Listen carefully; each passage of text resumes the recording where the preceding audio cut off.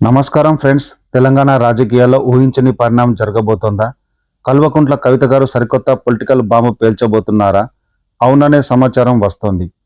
ఇన్నాళ్ళు సాంస్కృతిక సంస్థగా ఉన్న తెలంగాణ జాగృతిని ఇప్పుడు రాజకీయ పార్టీగా మార్చేందుకు రంగం సిద్ధమైంది. అసలు ఏం జరుగుతోంది?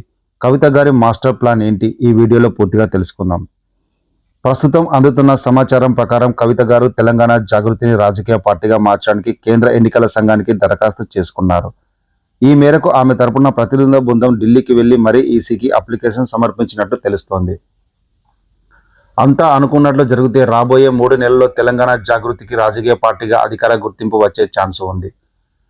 అసలు ఇప్పుడు సడన్ గా పార్టీ ఎందుకు అంటే రాబోయే జీహెచ్ఎంసీ ఎన్నికలే టార్గెట్ అని విశ్లేషకులు అంటున్నారు. పార్టీ రిజిస్ట్రేషన్ పూర్తయిన వెంటనే జీహెచ్ఎంసీ ఎన్నికల్లో పోటీకి దిగాలని కవిత స్కెచ్ వేస్తున్నారట.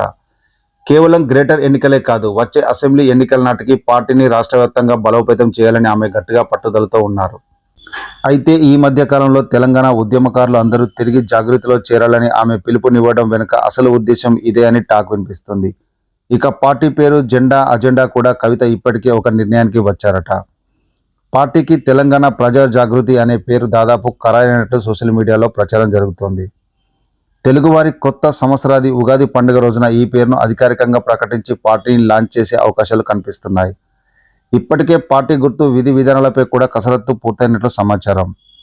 ఈ కొత్త పార్టీ సిద్ధాంతాల విషయానికి వస్తే ప్రజా సంక్షేమం, సామాజిక న్యాయం మరియు తెలంగాణ సమగ్ర అభివృద్ధి కోసం తమ పార్టీ అంకితమై పనిచేస్తుందని కవిత స్పష్టం చేస్తున్నారు.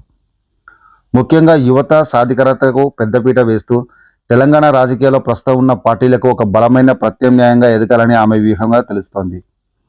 మరి కవిత గారు చేస్తున్న ఈ కొత్త అడుగు తెలంగాణ పొలిటికల్లో ఎలాంటి ప్రకటన సృష్టిస్తుందో చూడాలి. అసలు తెలంగాణ జాగృతి పొలిటికల్ పార్టీగా మారడంపై మీ అభిప్రాయం ఏంటి? ఇది సరైన నిర్ణయమేనా? మీ అభిప్రాయాన్ని కింద కామెంట్లో తెలియజేయండి. ఇలాంటి ఎక్స్క్లూజివ్ పొలిటికల్ అప్డేట్ కోసం మన ఛానల్ను సబ్స్క్రైబ్ చేసుకోండి.